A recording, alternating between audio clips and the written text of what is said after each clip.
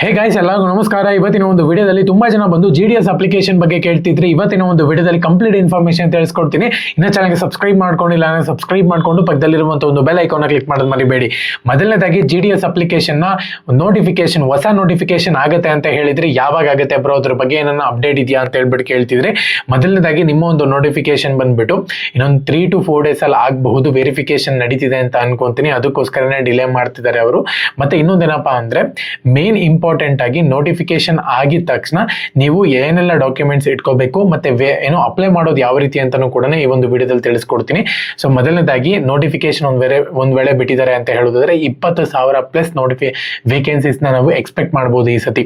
August notification ಅಲ್ಲಿ 5th merit list ಬರೋದಿಲ್ಲ, ಹೊಸ ನೋಟಿಫಿಕೇಶನ್ ಅನೌನ್ಸ್ಮೆಂಟ್ ಮಾಡ್ತಾರೆ.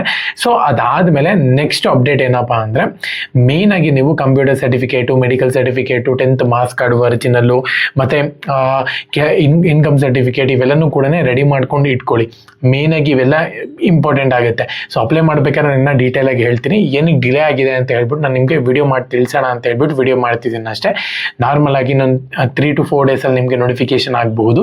ಸೊ ನನ್ನ ಪ್ರಕಾರ ಈ ಮಂತ್ ಒಳಗೆ ನಿಮಗೆ ಪ್ರೋಸೆಸ್ ಎಲ್ಲನೂ ಕೂಡ ಮುಗಿಸ್ಬಿಡ್ತಾರೆ, ಓಕೆನಾ. ಸೊ ಅದಾದ್ಮೇಲೆ ಅಪ್ಲೈ ಮಾಡೋಕ್ಕಿಂತ ಮುಂಚೆ ನೀವು ನಿಮ್ಮ ಒಂದು ಮಾರ್ಕ್ಸ್ ಎಷ್ಟು ಬಂದಿದೆ 10th ಅಲ್ಲಿ ಅಂತ ಹೇಳ್ಬಿಟ್ಟು ನನಗೆ ಕಮೆಂಟ್ ಮಾಡಿ, ಅದು ತುಂಬಾ ಇಂಪಾರ್ಟೆಂಟು. 80, 85 ಈ ತರ ಬಂದವರು ಯಾರು ಕೂಡ ಅಪ್ಲೈ ಮಾಡಕ್ಕೆ ಹೋಗ್ಬೇಡಿ, ಏನಕ್ಕೆ ಸೆಲೆಕ್ಷನ್ ಆಗೋದಿಲ್ಲ.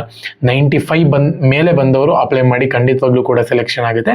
ಕೆಲವೊಂದು ಕ್ಯಾಟಗರಿಗೆ 92, 93 ಈ ತರನು ಕೂಡ ಅಪ್ಲಿಕೇಶನ್ ಸೆಲೆಕ್ಷನ್ ಆಗುತ್ತೆ, ಓಕೆನಾ. ನಾನೇನು ಆಗಲ್ಲ ಅಂತ ಹೇಳ್ತಿಲ್ಲ. ಕೆಲವೊಂದು ಕ್ಯಾಟಗರಿ OBC ಆಗಿರ್ಬೋದು, SC ಆಗಿರ್ಬೋದು, ST ಆಗಿರ್ಬೋದು, ಸೊ ಇವ್ರಿಗೆ 88, 89 ಈ ಥರನೂ ಕೂಡ ಸೆಲೆಕ್ಷನ್ ಆಗಿದೆ.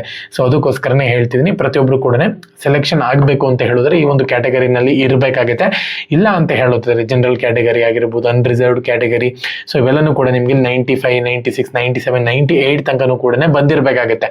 ಸೊ ಅದು ತುಂಬ ಇಂಪಾರ್ಟೆಂಟು. ಅಪ್ಲಿಕೇಶನ್ ಫೀಸ್ 100 ರೂಪಾಯಿ ಇರುತ್ತೆ. ನೀವು ಡೈರೆಕ್ಟ್ ಆಗಿ GDS ಅವರ ಅಫಿಷಿಯಲ್ ವೆಬ್ಸೈಟ್, ಹೊಸ ವೆಬ್ಸೈಟ್ ಹೋಗ್ಬಿಟ್ಟು ನೀವು ಅಪ್ಲೈ ಮಾಡಬೇಕಾಗುತ್ತೆ. ಅಪ್ಲೈ ಮಾಡೋದು ಹೇಗೆ ಅಂತಾನೂ ಕೂಡ ವಿಡಿಯೋ ಮಾಡಿ ತಿಳಿಸ್ತೀನಿ ನಾನು.